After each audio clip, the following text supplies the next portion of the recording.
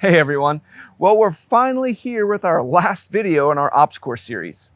And today we'll take all the OpsCore products we reviewed previously and assemble them all onto our helmet. And then you could see my setup and then some different options that you could do for whatever setup you want to do. All right, then let's get started.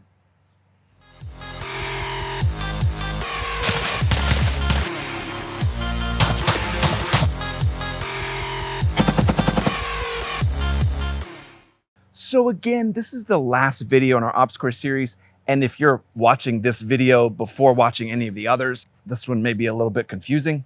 I'll put a link up here to all the other videos where we broke them all down prior to the assembly we're going to show you today, such as our videos on the Mark I glasses and step-in visor, SOTR mask, SF helmet, and amp headsets. And again, as I've repeated throughout this series, this is to show you that higher tier of gear available to you, so then you can find that sweet spot of performance and cost based on your needs. But really, we talked so much about all the products already, let's just get moving. So my plan is to put the helmet together in like a full night vision configuration. But I'll stop at various points so you can know where your helmet setup would end based on different mission needs. And then we'll make the wife show off the final configuration. I don't think she knows she's doing that yet. Lastly though, big thanks to OpsCore for not only providing us with all the cool products that you've seen today, but also all the product details and specifics that I've been able to share with you. All right, that's enough talking. Let's get going inside, get this on the table, and get moving already. The first thing I'm going to do is swap out the helmet pads on the inside to the 4D helmet pads that I got from TNVC. Just remove all the pads on the inside of the helmet so you have a clear palette. The card that comes with the 4D pads also shows you what you put where based on your configuration. Just look at the paper it comes with because it shows you what bits you need and then what bits you don't based on your configuration, if you get these. I really like the memory foam style of the 4D pads over the standard pads. Installation is easy as I connected the front pad into the hook and loop and mostly followed the instructions with adding in the remainder of the pads. It's your head, so play with placement and other bits so you make it perfect. Also, wear it for a few hours so you can test for hot spots and see if you have it set up correctly. Finding out that your helmet is super uncomfortable as you start a long day would be incredibly hilarious. All right, though, let's get started and add in our actual helmet cover. The helmet covers from Agilite and Defense Mechanisms allow the user to add additional attachments or change the color pattern of the entire helmet. We'll attach the Agilite for our multicam look. I found it works best to work my way from the front of the helmet to the rear.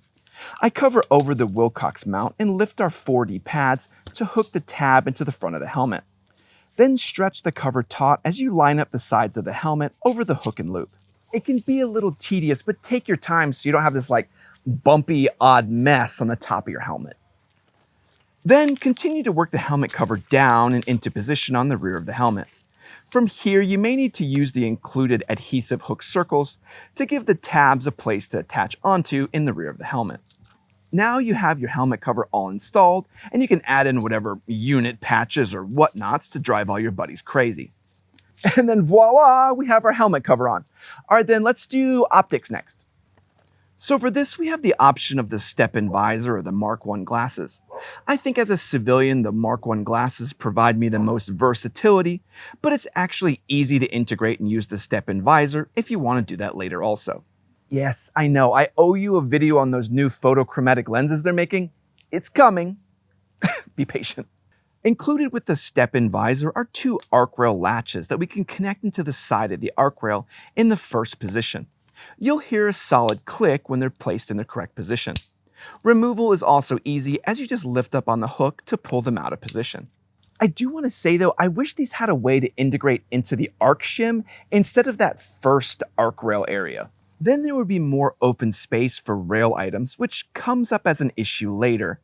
Or even if this connector went directly under this arc rail screw, it would just connect a lot cleaner.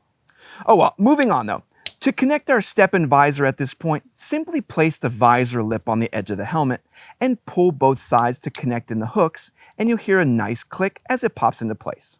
And you may come into a place where like the step-in visor straps themselves are too tight or too loose, but you can just like adjust them on the side to pull them tighter or looser. All right, so what do we want to add next? Oh, let's do ear pro. I'll get the arc rail adapters. The first thing you gotta do for this is actually free the amps from the headset themselves. This involves unhooking the little rubber tie thingy. Just make sure to reattach it again after you take it off, or you're gonna lose it. Then unhook the Velcro holding the cord in place so it's not free of the headband. Now you simply pop the sides off the headband so you have just the 2 amp ear cups. Don't attach the cups to the rail arms just yet though. Orient the rail arms so the locking tab is facing downward, and slide it up into the rear position of the arc rail system. You'll again hear a solid click when it's in the correct position. And you can actually slide those amp rails up higher if you want, but I like them in the lower position because it acts a little more as a counterbalance when we actually add in our night vision. But you play with it and find what works best for you.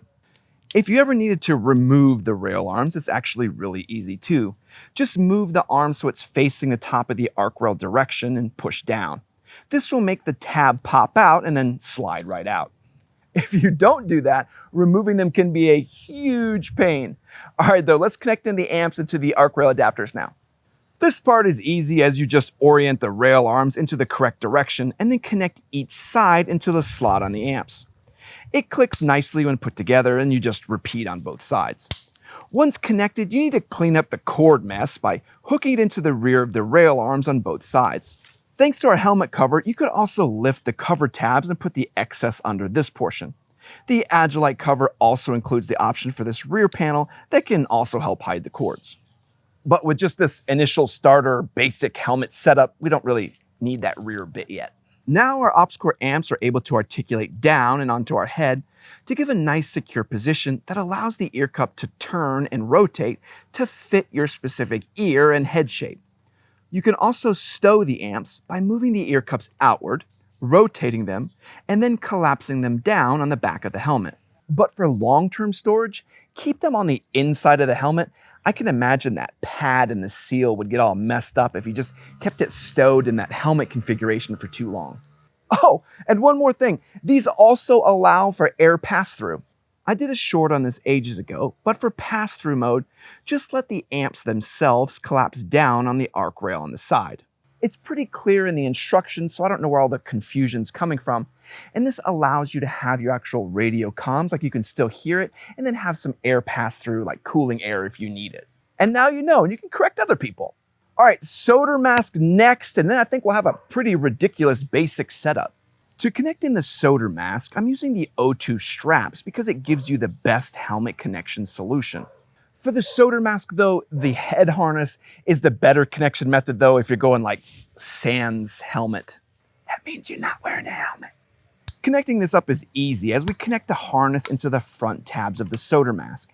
Then we clip in both sides of the O2 mask tabs into the arc rail. Go ahead and loosen both solder mask tabs by sliding them rearward, as we need to size this to our face next. To do so, don the entire helmet system and rotate your OpsCore amps down to secure them on your ears. With the O2 mask straps installed, you may have to maneuver a couple things during this step. Now, slide the helmet chin strap rearward as we need a proper seal to the mask itself. Hold the mask in position and size up both sides until the mask is held in place, and then cinch down on both until you get a nice tight seal. Remember though, you want to have a nice seal without like totally crushing your face and your head. And now the O2 straps allow for a quick don and doff with the solder mask system since it's all sized up. And we can stop here at this point if we wanted, as we have a pretty solid setup with optical, respiratory, hearing, and our head protected. And this is a pretty good setup to cover you in a wide array of different mission sets and requirements, while then still offering you a ton of protection on a bunch of different levels. I also like the idea of running the setup with just the basic Mark I glasses as we mentioned earlier, as it makes for an even easier setup to transition in and out of. But how about we make my wife try it on? Who made me do this? I think she's gonna hate me by the end of this video. All right, let's continue onward though and finish setting up the whole helmet for our night vision configuration. So the first thing we'll do is add in our TNVC Mohawk. This allows us to place counterweights on the helmet while also giving us additional methods to secure our equipment. We can also use the cable management hook and loop on the bottom of the Mohawk to secure our cords for the amps also. And yes, before you comment, I realize I have the wrong version of the Mohawk. The one I have is for dual nods that have the battery pack. Whatever, whatever, it'll work. But if you want to know the right ones, if you have PVS 14s, you want this style, dual tubes, this style. Anyway, we can connect it all up, and I actually like to run the entire Mohawk through the Agilite bungee so the entire setup becomes a bit more seamless. If you just loosen the bungee, this attachment is easy and makes the whole setup incredibly clean. And then we can add in our S&S Manta Strobe on the top of the Mohawk and secure it with the bungees underneath. And the strobe can also be used for jumping out of aircraft, but I don't know anything about that, and I certainly don't do that. But it can also be used for IFF for other team members with night vision so they can know where your position is. Obviously, if the enemy you're engaging has night vision too, well then that wouldn't be very wise, so you got to consider that. All right, though, let's add in some lights, and we're going to add in our Streamlight Stalk next. The stalk allows the user to have IR, visible white light, and red light, all with variable light output from low to medium to high, while also giving you a fully articulating light all in one setup. I chose the Surefire stalk because most helmet setups have two different lights on them. Like they usually have that crappy old Surefire Vampire just glued on there, and then an actual Princeton Tech where they need some lower light that they can articulate. And this setup may not do illumination as well as that combination, but for the weight savings, it's absolutely worth it. Plus, for some reason, the mount to just put a Surefire on your helmet is like $400. It's really stupid. But as I foreshadowed a bit earlier, the position of our step and visor hooks actually get in the way of the correct position of the stalk on the arc rail. So I used the hook and loop pad and connected the Surefire stalk into that, and then attached the whole setup onto the side of the helmet. And those guys with Comtacs or that Unity style ear pro attachment may have to connect in the light in this style anyway. Since that area on the rail would be covered, you wouldn't really have a place to connect into anyway. One tip on lights and light placement though, think forward as you start to set up your helmet. You need to be deliberate on what lights you use and where you place them on your actual helmet setup. And in doing your setup, it's very wise to do all white light on one side and all IR on another side. Then you know based on which hand you're using as to which light you're turning on. So I mostly set up my IR on my support side and then set up my white light on my strong side. So it has to be this very deliberate action of actually switching hands with the weapon system for me to be able to engage the actual white light. And then by having it that way, you don't accidentally turn on the wrong light. But whatever you do, you got to train into it. Just be smart about it. All right, though, let's go and add in our PVS 14s to this whole setup. The first thing we got to do is pick which mount to use. We have two options here between the Wilgox G11 and the G24, but there are tons of other options like the Norotos and others. It's just important to understand how it all connects up from the night vision to the connector arm to the actual helmet itself. The G11 uses the normal J-arm connection that was actually included with my PVS 14s from TNVC. The G24 uses the Dovetail style, and the G24 does not work with the normal style J-arm. And Will over at TNVC actually laughed at me when we were talking over at SHOT Show for ordering the completely wrong thing. So reach out to them and ask those questions, and they'll help you with what you need to buy. Additionally, BrassFacts actually did a really good video where he goes over all the nuances of the different connection styles if you want to check that video out. Wait, are you recording? I'm sure he's fine with us including that. For my setup, I use the G24 mount as I like the adjustability and security, but the G11 is a lot lighter than the G24. And the G24 is mostly for dual tube setups, but we're doing this. I actually swapped the Wilgox Dovetail mount for the Noisefighter AX14 Pro arm. This allows the PVS 14s to fit closer to the helmet when stowed, and also allows the user to lift them out of the way without rotating the entire setup upward, all while still allowing the user to swap eyes also. It's pretty slick, but for some plastic and some screws, the price of it is a little brain damaged. But hey, so is everything else here. On my actual PVS 14 unit, I used the multicam Nicorium wraps to add some additional color to the whole setup. Yeah, the wife installed those. And then I connected in the Unobtainium Gear rapid application tether to hold things in place, and also on the front is the focus aperture lens. And I probably should do a night vision video one day to explain all this, but we're connecting it all up for now. So to set all this up, we just clip in our G24 mount and then connect in our Dovetail on the AX14 into the mount. Just adjust the screws on the AX14 so it has the proper tension that you prefer, and then we can secure the entire system into position. You can also then connect up the tether and hook it into the Agilite helmet cover, and then you can kind of slide the bungees over it so it looks a little bit cleaner. But I got one more fun one we can add with a new product from Disco32. The Discus from Disco32 allows you to connect your headset into your phone via a Bluetooth connection, while still being able to connect directly into a standard Nexus PTT for a full comms chain. And if you're wondering, yes, you can actually make a call on your phone using your headset setup or just listen to music while still being able to hear all the radio chatter. It's pretty wild, and the actual sound quality of the whole setup is more than impressive. So I ran the Discus on the rear of the helmet and connected it into the bungee. This allows me to have emergency comms over secure voice apps if the scenario required, or connected into a full PTT setup. And having the Discus on the rear of the helmet makes a nice counterweight while still adding in some function. But looking at our helmet setup, it just looks like a helmet though. We need to break up the whole silhouette because perfectly round shapes like that, they just don't happen in nature and they'll definitely catch your eye. And that's where the Predator ghillie from Beez combat system comes in. Here we have ours in ATAX IX, and this can be draped over the helmet and have our Surefire stock and Wilgox mount all sticking out of the material, so we can still use our night vision and everything else. With the bungee holding the Predator ghillie in place, you then have this 3D leafy pattern that helps you break up the entire shape of the helmet. And the additional scrim gives you this final product that has this nice leafy vegetation look.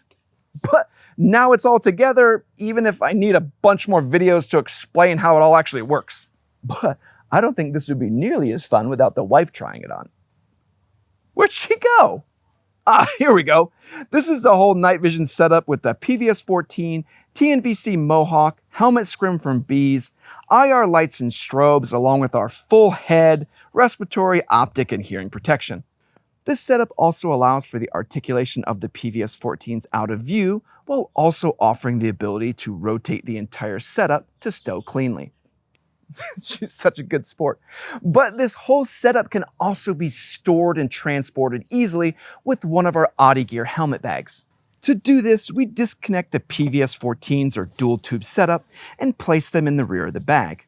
The center section houses a pouch that can be used to hold all of your helmet goodies. I have like my amp NFMI filters in there, like extra night vision accessories, extra SOTR mask filters, just all kinds of different doodads that I just store in that pouch. But there's also additional storage on the side of the bag itself, and I was easily able to fit all my kit in here. And then you can place the actual helmet itself in the center and close it all up for transport. And I love how well this whole helmet system just turned out, like how it can be disguised with that whole Beez system, or it can just be easily stowed inside of our Otte helmet bag. And what's nuts about this whole thing is the whole setup has the amazing respiratory protection of the 100D filter on the SOTR mask, the ability to swap out lenses for various threats with the OpsCore step-in visor or the Mark 1s, the 33 decibel protection from the amps along with crazy comms integration, and the pound for pound best-in-class ballistic protection of the SF helmet. And you can even listen to music on your phone. It's all pretty ridiculous, and I promise to bring you more night vision content soon, so then you can understand a little bit more about what all's happening in this setup and why I'm using what. But I hope this entire OpsCore series was fun for you, and I hope it was helpful in your purchasing decisions. I want to say thanks to all of our Patreon supporters and all of our YouTube members for making all this possible where we can see all this really cool gear. I just absolutely love you for it. And I want to say thanks to everyone that likes, comments, and subscribes.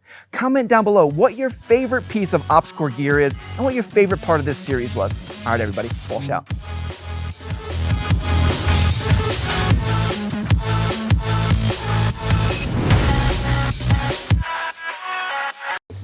Because it's heavy, because it's a ballistic helmet. Maybe it's this. This makes me feel like my head's controlled. I feel like a bobblehead!